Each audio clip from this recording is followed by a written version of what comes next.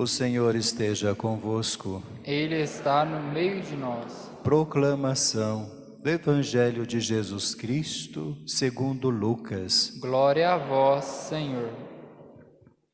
Naquele tempo vieram algumas pessoas, trazendo notícias a Jesus a respeito dos galileus, que Pilatos tinha matado, misturando seu sangue com os dos sacrifícios que ofereciam. Jesus lhes respondeu: Vós pensais que esses galileus eram mais pecadores do que todos os outros galileus, por terem sofrido tal coisa? Eu vos digo que não, mas se vós não vos converterdes, ireis morrer todos do mesmo modo. E aqueles 18 que morreram, quando a torre de Siloé caiu sobre eles, pensais que eram mais culpados do que todos os outros moradores de Jerusalém? Eu vos digo que não. Mas se não vos converterdes, ireis todos morrer do mesmo modo. E Jesus contou esta parábola. Certo homem tinha uma figueira plantada na sua vinha. Foi até ela procurar figos e não encontrou. Então disse ao vinhateiro: Já faz 3 anos que venho procurando figos nesta figueira e nada encontro. Corta-a, porque está ela inutilizando a terra. Ele, porém, respondeu: Senhor, deixa a figueira ainda este ano. Vou cavar em volta dela e colocar adubo. Pode ser que venha a dar fruto. Se não der, então tu a cortarás. Palavra da salvação. Glória a vós, Senhor. Glória e louvor a vós, ó Cristo. Glória e louvor a vós, ó Cristo. Você está acompanhando através da GoldNet a Santa Missa, diretamente da Igreja de São José, da cidade de Rio Paranaíba. Ouçamos agora a reflexão do presidente da celebração. Muito bom. Quero mais uma vez cumprimentar a você que está rezando conosco, aqui na nossa Igreja de São José. Nós fizemos ontem a bênção e a dedicação desta igreja. A gente estranha no início, né? O lugar, o som, o tamanho da igreja. Devagarinho nós vamos adaptando, se Deus quiser. Até o som soa estranho. Está ajeitando aí, né, direitinho. Como é que está saindo aí? Está saindo bom, Fernando, no áudio aí? Tá?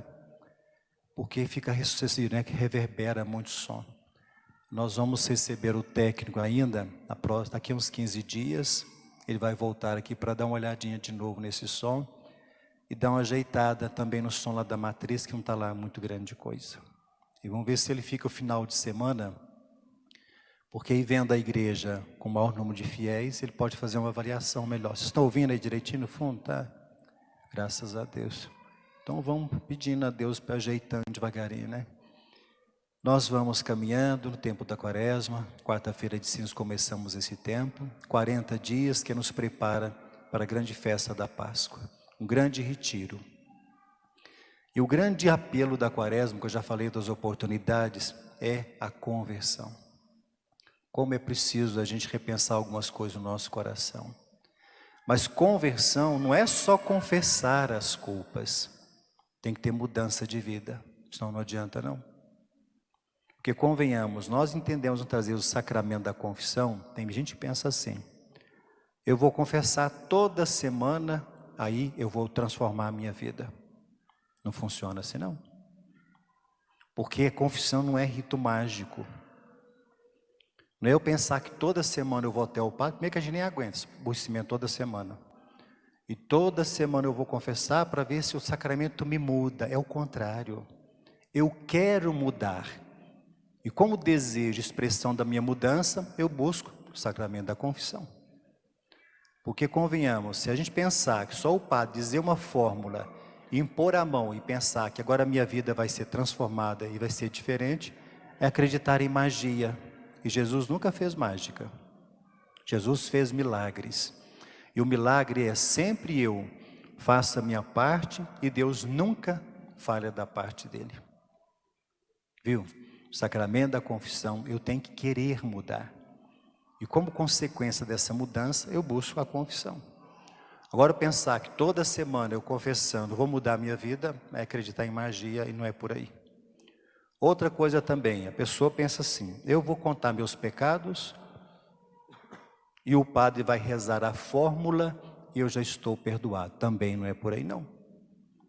O perdão não está condicionado ao que o padre fala, mas ao arrependimento que você traz no coração. É muito diferente. Se eu vou contar os meus pecados, mas não estou arrependido, não tem jeito de dar perdão. E não é porque o padre nega o perdão, é porque eu não estou arrependido. E o perdão só vem se eu estou arrependido daquilo que eu fiz de mal. Então não é porque o padre reza uma fórmula, impõe a mão, pronto, agora eu estou arrependido. Eu estou perdoado. O perdão vem à medida que eu estou arrependido das minhas falhas. Isso é conversão. É o desejo muito sincero de repensar algumas coisas na nossa vida e fazer um esforço sincero de mudança. Senão a gente fica essa vida inteira amassando barro e não muda no mesmo lugar. Conversão, desejo de mudança, busco o sacramento da confissão e Deus me apoia e me dá força e eu consigo essa mudança. Por isso o grande apelo hoje dessa liturgia é essa palavrinha, esse desejo que Jesus está falando muito claro no seu evangelho. Mudar a nossa vida, mudar algumas coisas na nossa vida, nós não conseguimos mudar tudo de uma vez, a gente vai mudando devagarinho. E prova disso é que 2 fatos hoje no evangelho de Lucas foram narrados para Jesus. Chegaram para Jesus e falaram assim, Jesus, nós queríamos falar o seguinte para o Senhor, sabe que Pilatos matou muitos judeus há um tempo atrás? Coitado deles, né? Eles pecaram muito, por isso que Herodes, por isso que Pilatos matou todos eles. Jesus falou assim, não é por aí não. Vocês acham que aqueles judeus ou galileus tinham mais pecados do que nós? De jeito nenhum. E não é que Deus está punindo também não. E falou mais ainda, sabe aqueles 18 que morreram, caíram da torre de Siloé, porque eram mais culpados? De jeito nenhum. E aqui eu quero deixar muito clarinho para você e para mim, você que nos vê em casa, Deus nunca pune ninguém, Deus não castiga, Deus não manda doença para ninguém. Que triste essa imagem de Deus. O Deus que Jesus nos apresenta é um Deus amoroso, é um Deus que acolhe, é um Deus que entende nossas fraquezas, é um Deus que nos acolhe, não um Deus que pune. Uma vez atendi uma senhora na confissão e ela estava muito grave com a doença de câncer. Ela falou assim, ai padre, eu estou com um câncer já no meu estômago e já está espalhando por toda parte. Mas eu até aceito, eu sei que Deus me mandou essa doença porque eu fui uma mãe muito ruim com meus filhos. Olha que tristeza. Deus mandou um câncer para ela, essa leitura que ela fazia da doença. Porque eu fui muito ruim com meus filhos. Assim, que pena, que imagem mais triste de Deus que você tem. Deus não manda doença para ninguém. Então, por que nós sofremos tantas coisas na nossa vida se Deus nunca é a fonte do mal e nem manda doença para nós? As consequências dos nossos atos. A punição não é Deus que faz, são os gestos, as minhas atitudes que têm como consequência a punição. Quer ver um exemplo facinho que você vai entender? A pessoa fuma a vida inteira. E fuma daqui de não sei quantos maços de cigarro, papapá. Vai chegando o tempo, vai sentir. Uma bronquite, uma asma. Quando não vem, um câncer no pulmão. E a pessoa vai envelhecendo, a doença vai cada vez mais pesando e pensa assim, mas como é que Deus deixou vir uma doença para mim assim? Mas foi Deus que mandou a doença? Foi Deus que está punindo a pessoa porque ela fumou? Não, isso não é óbvio para nós. As consequências dos nossos atos é que nos pune, não Deus. A gente tem que entender isso. Deus não pune ninguém, Deus ama, Deus é misericórdia, Deus é amor, Deus acolhe, Deus entende nossas fraquezas. E por isso Jesus está falando no evangelho de hoje, não é Deus punindo, mas tudo aquilo que aconteceu, Pilatos que matou, ou 18 que caíram na torre de Siloé, é como um alerta para a nossa conversão, para a nossa mudança de vida. E ele fala assim, se vocês não mudarem, não repensar o jeito de vida, provavelmente vai ter o mesmo fim. É isso que Jesus está alertando. Não é que ele está punindo, Deus está punindo e está concordando com essa ideia. Mas se nós não mudarmos alguns hábitos, algumas atitudes na nossa vida, as consequências virão.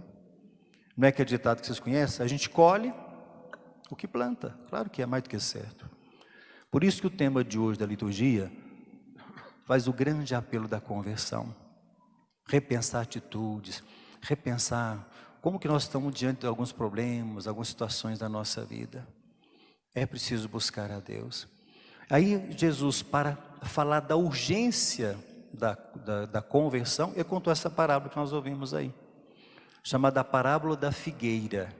Então ele fala assim, ó, um agricultor tinha lá uma vinha, e no meio dessa vinha tinha um pé de figo, muito bonito, verdinho, muita folha, mas não tinha fruto nenhum.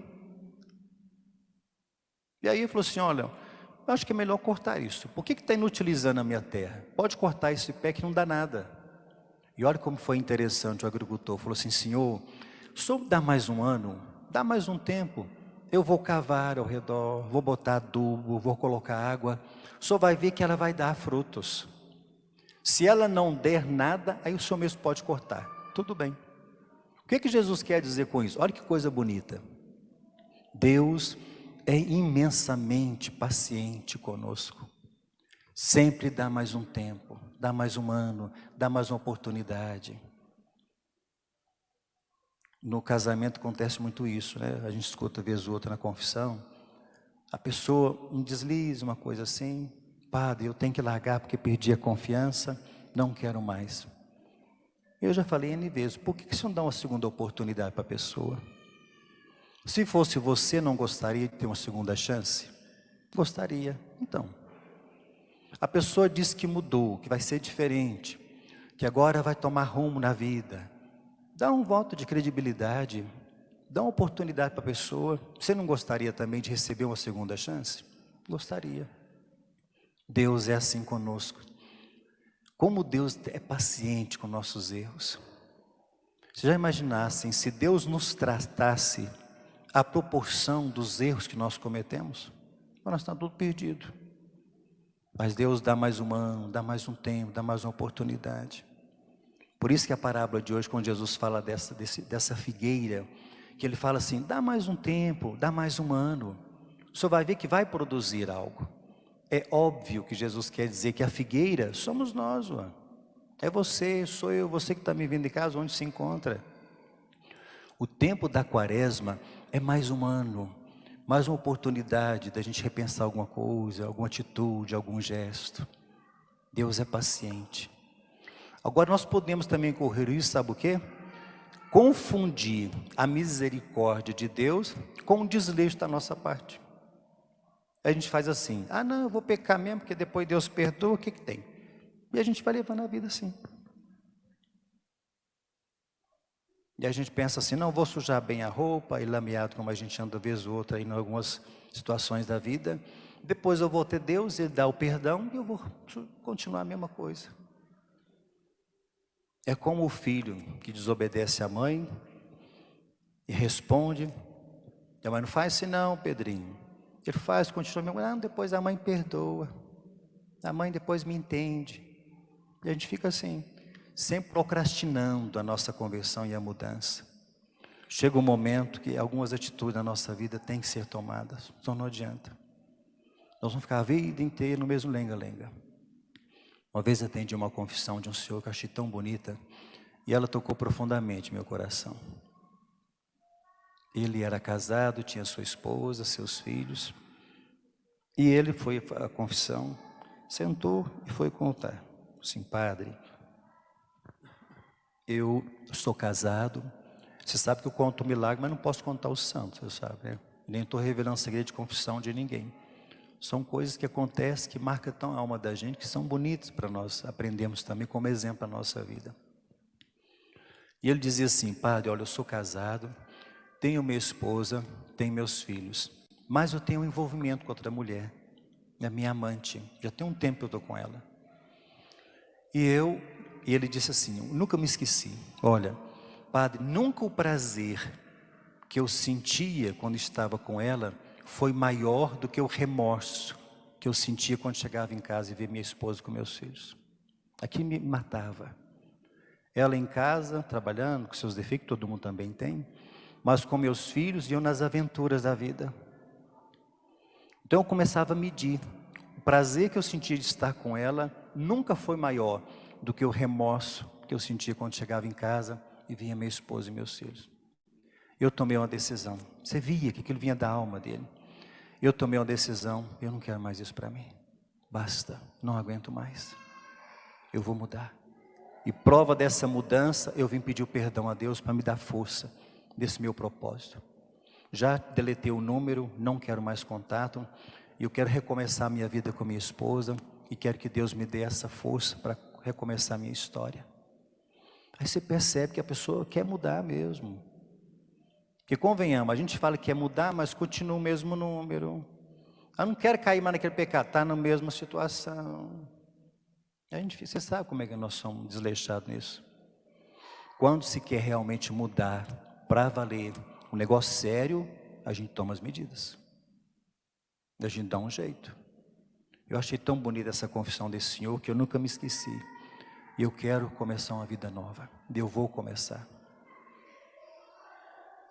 Então é o apelo que Jesus faz hoje na liturgia e no Evangelho.